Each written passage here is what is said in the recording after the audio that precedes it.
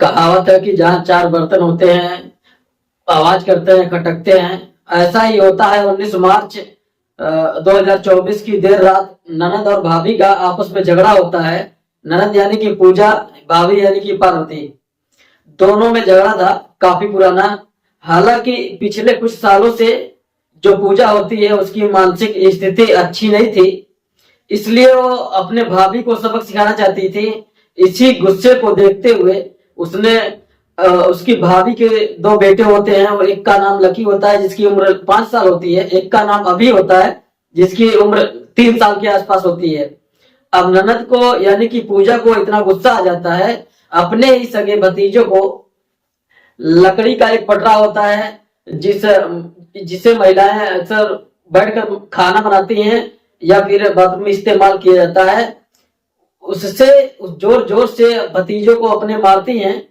भतीजे गंभीर रूप से घायल हो जाते हैं। बच्चों की चीख सुनने के बाद जब आस पास के लोग आते हैं तब तक बहुत देर हो चुकी थी। हॉस्पिटल लेकर जाते हैं और दोनों बच्चे मर जाते हैं। ये घटना पूरे जब सोशल मीडिया पर तैरने लगता है, ये इस घटना के बाद एक घटना और थी जो बदायूं जिले की तैरने लगती है। अब हर कोई इस घटना के बारे में जानना चाहता था, आखिरकार उन बच्चों का क्या कसूर था। यहाँ तो भाभी और ननद का झगड़ा था, लेकिन यहाँ तो कोई रिश्ते भी नहीं थे, यहाँ तो चार बर्तन भी नहीं थे। क्यों झगड़ा बनाया, क्यों उसने हत्या की है? आज की कहानी यही जानने की कोशिश करेंगे, यही समझने की कोशिश करेंगे।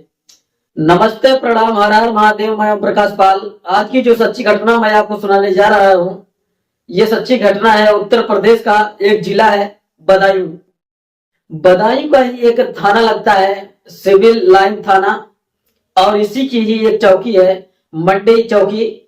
मंडी चौकी से महज 500 मीटर की दूरी पर एक कॉलोनी लगती है, बाबा कॉलोनी। बाबा कॉलोनी में सड़क बीचों बीच है। उस सड़क के एक पार एक नाई की दुकान है, दूसरे पार में एक ब्यूटी पार्लर की दुकान है। शाम होते ही लगभग 19 मार्च 2024 की शाम लगभग 7:30 बजे के आसपास नाई की दुकान पर जो लड़का काम करता है जिसका नाम साजिद होता है, साजिद दरवाजा खटखटाता है, अंदर प्रवेश करता है। प्रवेश करने के बाद कहता है कि मेरी जो बेबी है, बीमार है, वो प्रेग्नेंट है। उसने डॉक्टर ने उसे टाइम दिया है रात के 11 बजे का, मुझे पैसे का सख्त जरूरत है, क्या मुझे पैसे मिल सकते हैं? जैसे ही इस ब्यूटी पार्लर की मालकिन होती है संगीता ने ये बात सुनी, उसने कहा कि परेशान क्यों होते हो, मैं तुम्हारे लिए पहले चाय बनाती हूँ, आराम से बैठो, तसल्ली से चाय पियो और उसके बाद चले जाना।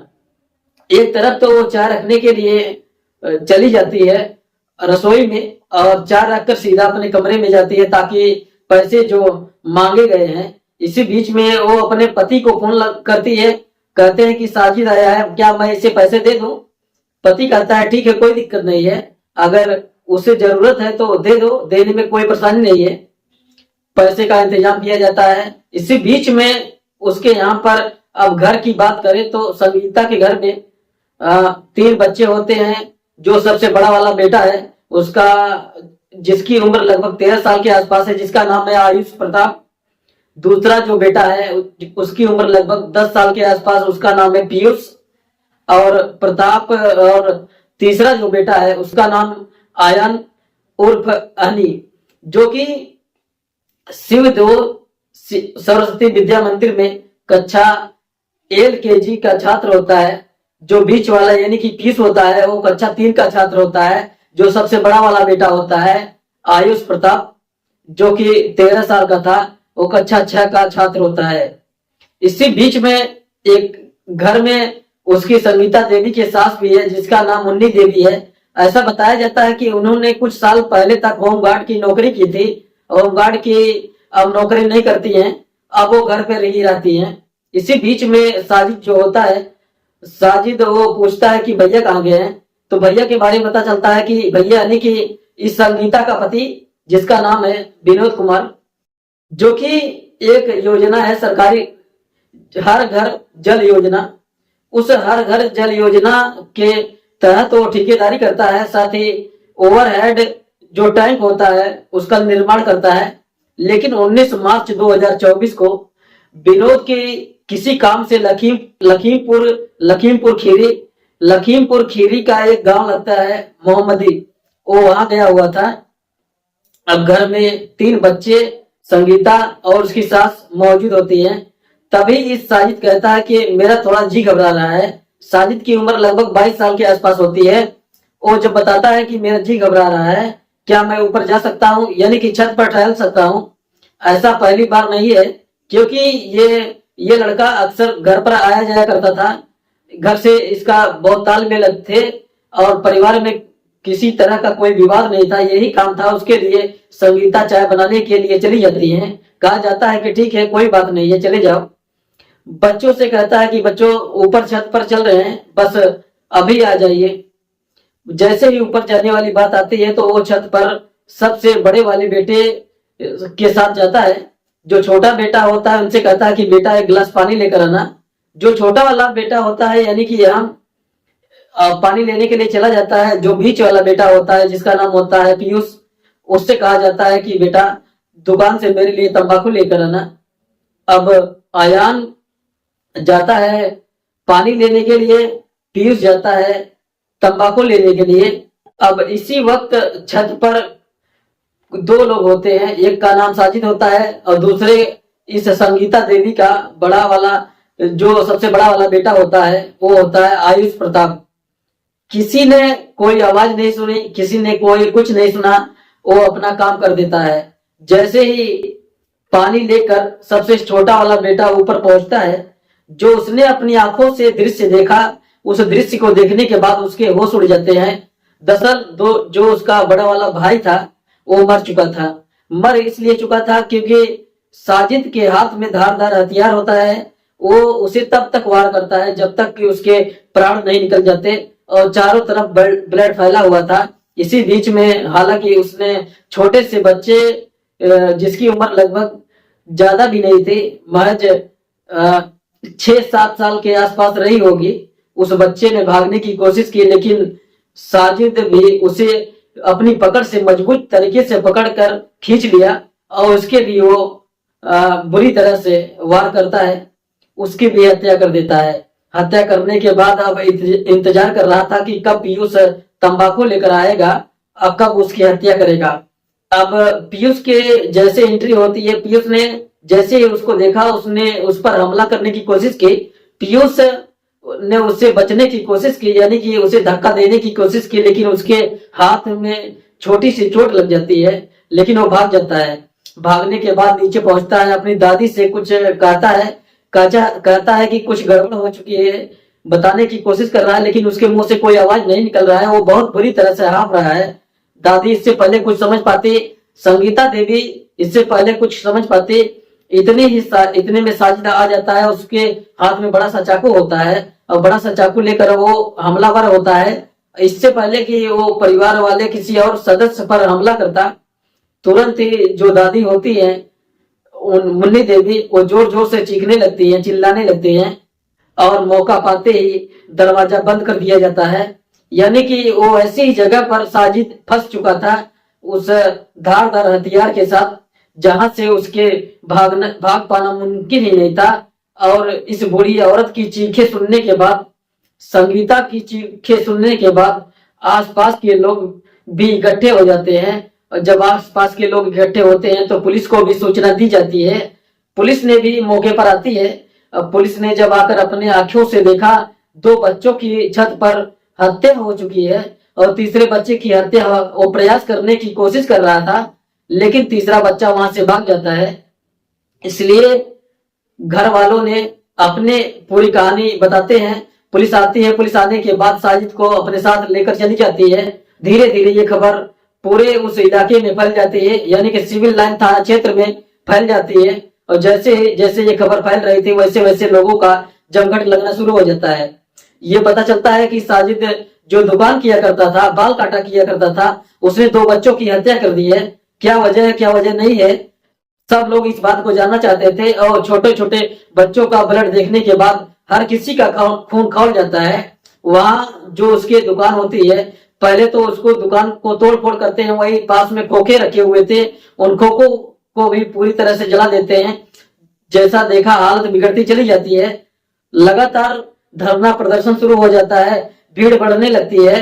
अब न केवल पुलिस आती है, बल्कि चूंकि लोकसभा का चुनाव नजदीक है, इसलिए अर्धसैनिक बल की पहले से ही हर जिले में तैनाती कर दी गई है, ताकि कोई सुरक्षा व्यवस्था मुस्तैद रहे, क्योंकि अब चुनाव आचार संहिता लागू हो चुका है।